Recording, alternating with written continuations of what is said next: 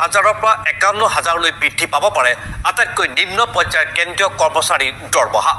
২০২৬ চনৰ ১ জানুৱাৰীৰ পৰা এনে বৃহৎ বেতন বৃদ্ধিৰ সম্ভাৱনা কেন্দ্ৰীয় চৰকাৰৰ কৰ্মচাৰীৰ ক্ষেত্ৰত। কিন্তু ১ জানুৱাৰী ২০২৬ চনৰ পৰা প্ৰযোজ্য হ'ব ৮ম দৰমহা আয়োগৰ নিয়মাৱলী। য'ত দেখিবলৈ পোৱা গৈছে মূল দৰমহা ৩ গুণ পৰ্যন্ত বৃদ্ধিৰ প্ৰবল সম্ভাৱনা, যাৰ ফলত কেন্দ্ৰীয় চৰকাৰৰ লেভেল 1 পৰ্যায়ৰ এগৰাকী কৰ্মচাৰীৰ মাহিলী মূল দৰমহা ৩৩,০০০ টকা পৰ্যন্ত বৃদ্ধি পাব পাৰে।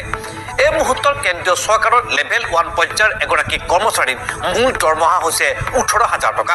কিন্তু ৮ম দৰমহা আয়োগৰ পৰামৰ্শাৱলী প্ৰযোজ্য হোৱাৰ পাছত এনে পৰ্যায়ৰ কৰ্মচাৰীৰ দৰমহা ৫১,৪৮০ টকা হোৱাৰ অনুমান কৰা হৈছে। চলিত বৰ্ষৰ ১৪ জানুৱাৰীত ৮ম দৰমহা আয়োগ গঠনৰ মঞ্জুৰি প্ৰদান কৰিছিল কেন্দ্ৰীয় চৰকাৰে। আয়োগে ইতিমধ্যে কেন্দ্ৰীয় চৰকাৰলৈ আগবঢ়াইছে বিভিন্ন পৰামৰ্শ, যাৰ ভিতৰত অন্যতম হৈছে কেন্দ্ৰীয় চৰকাৰৰ কৰ্মচাৰীৰ বিভিন্ন স্তৰৰ একত্ৰীকৰণৰ পৰামৰ্শ, যাৰ জৰিয়তে একত্ৰিত কৰা হ'ল লেভেল 1 আৰু লেভেল 2ৰ কৰ্মচাৰী। একেদৰে একত্ৰিত কৰা হ'ব লেভেল 3 আৰু লেভেল 4 কৰ্মচাৰীৰ পৰ্যায়, যাৰ জৰিয়তে বিভিন্ন পৰ্যায়ৰ কৰ্মচাৰীৰ বেতন বৃদ্ধি আৰু কৰ্মজীৱনৰ বিকাশৰ ক্ষেত্ৰত সমানতা অনাৰ পৰামৰ্শ আগবঢ়াইছে দৰমহা আয়োগে।